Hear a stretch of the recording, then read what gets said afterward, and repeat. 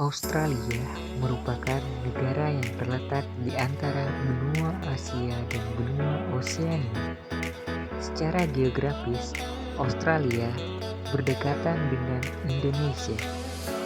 Australia memiliki sejarah yang panjang. Berikut adalah sejarah masyarakat Australia dan sistem pemerintahan Australia. Yang pertama, kita akan membahas sejarah peradaban Australia atau Organisasi Masyarakat Australia. Setelah terjadinya Perang Dunia Kedua, penduduk dunia melakukan migrasi besar-besaran ke Australia, terutama penduduk yang berasal dari negara Eropa, Asia Tengah, Timur Tengah, dan Cina. Adapun dalam sejarahnya, telah terjadi 3 migrasi di Australia yang akan kita jelaskan lebih lanjut dalam slide berikutnya. Gelombang pertama adalah migrasi penduduk asli. Penduduk asli yang dikenal sebagai kaum aborigin Australia sudah bermigrasi sejak 30.000 tahun yang lalu sebelum kedatangan orang Eropa. Penduduk asli Australia berasal dari daratan Afrika melewati Asia Tenggara termasuk Kepulauan Indonesia hingga tiba di daratan Australia.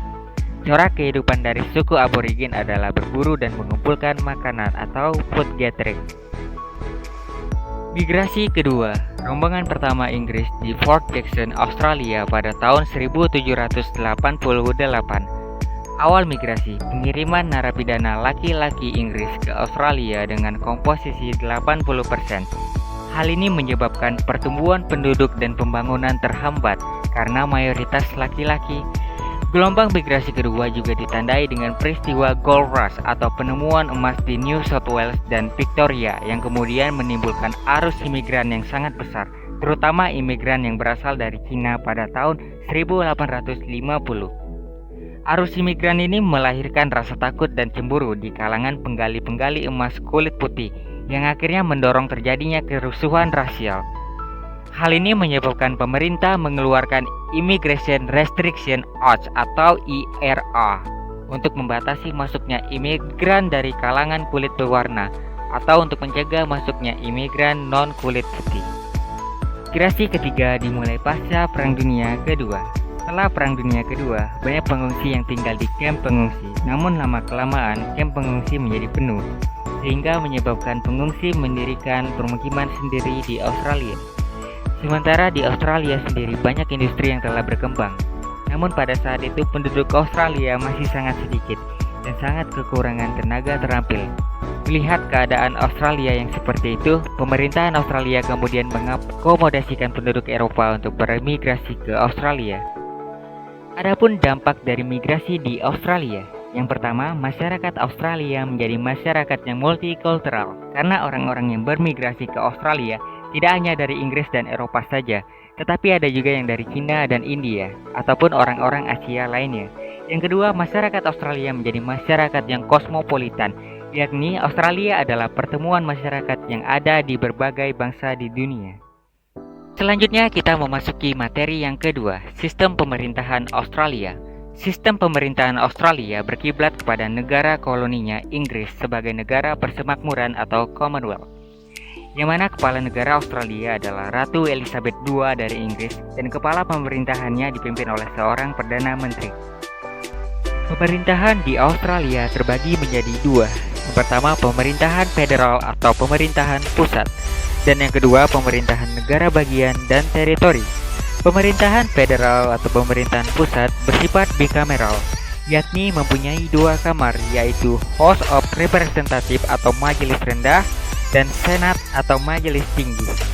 Dalam pemerintahan federal atau pemerintahan pusat berbeda dengan sistem demokrasi Amerika dan Indonesia. Warga Australia tidak secara langsung memilih pemimpin negaranya. Di Australia, partai-partai memilih sendiri pemimpinnya. Setiap warga negara memilih anggota parlemen untuk daerah lokal di mana mereka tinggal atau berasal.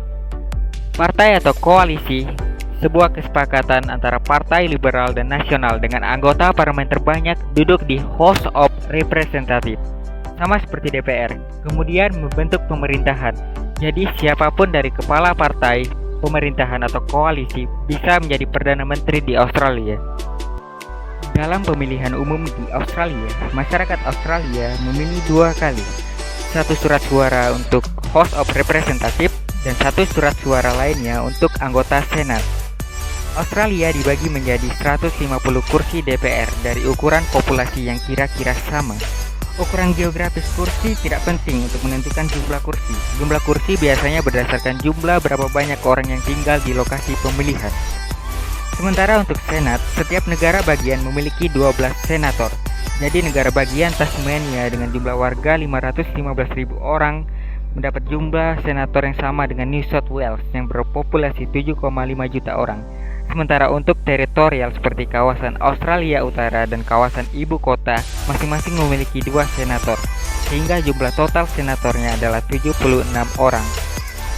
Pemerintahan federal bertugas untuk menetapkan undang-undang berskala nasional baik dalam perdagangan, perpajakan, imigrasi, kewarganegaraan, jaminan sosial, kerjasama industri, dan hubungan luar negeri.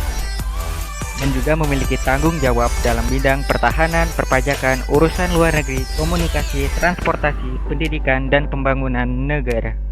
Selanjutnya kita memasuki pemerintahan negara bagian dan teritori.